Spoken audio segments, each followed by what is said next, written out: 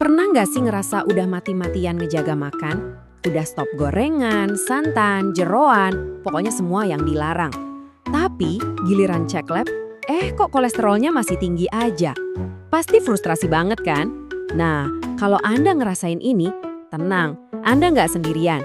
Yuk kita kupas bareng-bareng, kenapa sih fokus ke makanan aja tuh seringnya nggak cukup? Nah, ini dia nih kalimat saktinya. Padahal saya jarang loh makan yang aneh-aneh. Kok kolesterol saya tinggi ya? Mungkin Anda sendiri yang ngomong gitu, atau dengar dari teman dan keluarga.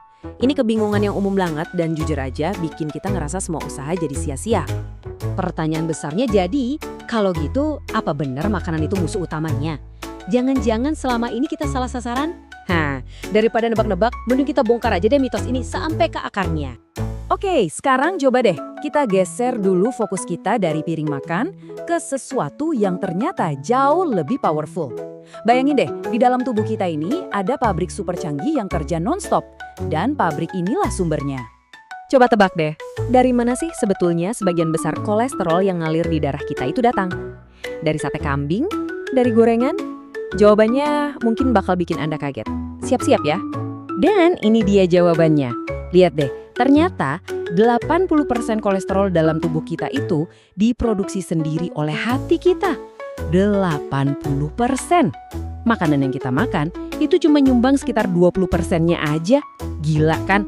Fakta ini aja udah ngebalikin semua yang kita kira kita tahu soal kolesterol. Jadi jelas banget ya, produsen utamanya itu ya tubuh kita sendiri. Artinya, walaupun kita udah makan sayur tiap hari, kalau pabrik di dalam tubuh kita emang disetel buat produksi tinggi, ya angkanya tetap aja bisa naik. Remote kontrolnya itu ada di dalam, bukan cuma di atas piring. Oke, karena sekarang kita tahu makanan itu bukan satu-satunya biang keladi, saatnya kita jadi detektif. Kita bakal selidiki tersangka-tersangka lain yang selama ini mungkin gak kita sadari, tapi diam-diam ikut andil naikin kolesterol kita. Yap, cerita kolesterol kita itu ternyata jauh lebih rumit daripada sekedar kamu adalah apa yang kamu makan. Ada banyak banget pemain lain di sini, mulai dari gaya hidup sampai hal-hal yang sifatnya biologis. Nah, ini nih yang kadang bikin gemes, genetika. Kita semua pasti punya kan temen yang kayaknya makannya barbar, tapi hasil labnya aman sentosa. Sementara kita yang udah jaga makan setengah mati, kolesterolnya malah tinggi. Ini bukan soal adil atau nggak adil ya, tapi lebih ke soal settingan pabrik dari tubuh kita. Seberapa cepat tubuh kita produksi kolesterol dan seberapa jago dia bersih-bersih, itu udah ada programnya dari sananya. Coba kita bedah satu-satu ya, selain genetika tadi. Pertama, kurang gerak. Ini bikin kolesterol jahat atau LDL jadi betah nongkrong di badan kita. Terus, lemak perut. Ini bukan cuma soal penampilan, tapi bisa ganggu metabolisme lemak. Ada lagi gula darah tinggi dan stres yang nggak kelar-kelar. Dua-duanya bisa memicu produksi kolesterol berlebih. Eits, jangan salah, kurang tidur juga ngaruh loh, bisa bikin proses bersih-bersih LDL jadi macet. Dan terakhir, tentu aja, faktor usia dan hormon yang berubah seiring waktu. Semua ini tuh punya andil besar. Oke, setelah ngomongin macam-macam faktor tadi, mungkin sekarang ada yang mikir, tunggu, berarti makanan nggak penting dong? Nah, jangan keburu ambil kesimpulan. Yuk kita lihat lagi di mana sebenarnya posisi makanan dalam teka-teki ini. Jawabannya tentu aja penting. Jangan sampai salah kaprah terus mikir, yaudah bebas makan apa aja. Gak gitu juga konsepnya. Makanan tetap punya peran, tapi kita harus paham perannya itu apa, secara lebih cerdas. Jadi, begini cara mandangnya. Makanan itu kontributor ya, tapi bukan satu-satunya penyebab. Anggap aja dia salah satu pemain dalam tim, bukan kapten tunggal. Makanan tertentu, kayak yang tinggi lemak jenuh dan lemak trans, itu bisa jadi bensin yang memperburuk keadaan.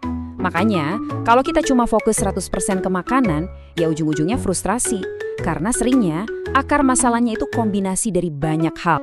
Analoginya pas banget nih. Cuma diet tanpa ngurusin gaya hidup yang lain, itu ibarat rumah kita lagi kebanjiran, tapi kita cuma sibuk nambal satu pipa kecil yang bocor.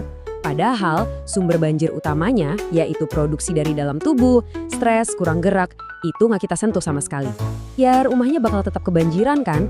Kita butuh solusi yang lebih total. Tapi disinilah justru letak kabar baiknya. Mungkin kelihatannya jadi lebih rumit ya, tapi coba lihat dari sisi lain. Justru karena faktornya banyak, artinya pintu keluar atau solusi yang bisa kita coba juga jadi lebih banyak. Betul banget. Ini justru ngasih kita kekuatan lebih. Kita jadi nggak terpenjara sama satu solusi doang, yaitu diet super ketat yang bikin stres. Sekarang kita tahu ada banyak tombol lain yang bisa kita tekan. Kita bisa perbaiki dari sisi gerak, dari tidur, dari cara ngelola stres, dan seringnya perbaikan kecil di banyak area ini efeknya luar biasa. Terus gimana nih langkah praktisnya? Yuk kita susun rencana main yang baru. Pertama, berhenti cuma ngeliatin isi piring. Sadari dan akui kalau ada peran genetika, stres, dan kualitas tidur. Kedua, alihkan fokus utama ke gaya hidup. Coba deh prioritaskan untuk lebih banyak gerak dan cari cara yang pas buat ngelola stres. Dan yang ketiga, ini kuncinya. Lakuin perubahan kecil tapi konsisten. Jalan kaki 15 menit tiap hari itu jauh lebih powerful daripada diet ekstrim yang cuma tahan 3 hari. Jadi, sebagai penutup, coba deh lihat hasil lab Anda dengan cara yang berbeda. Angka kolesterol itu bukan cuma sekedar angka. Angka itu lagi cerita loh. Cerita tentang seluruh hidup kita. Genetika kita, level stres kita, kualitas tidur kita, kebiasaan kita. Bukan cuma cerita tentang ayam goreng yang kita makan semalam. Pertanyaannya sekarang, kita mau nggak dengerin keseluruhan ceritanya?